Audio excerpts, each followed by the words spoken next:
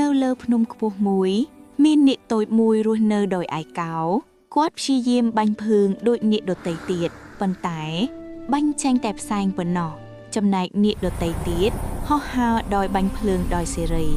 នាគតូចខូចចិត្តលាក់ខ្លួនក្នុងរូងភ្នំដោយមានអារម្មណ៍ឈឺចាប់យ៉ាងខ្លាំង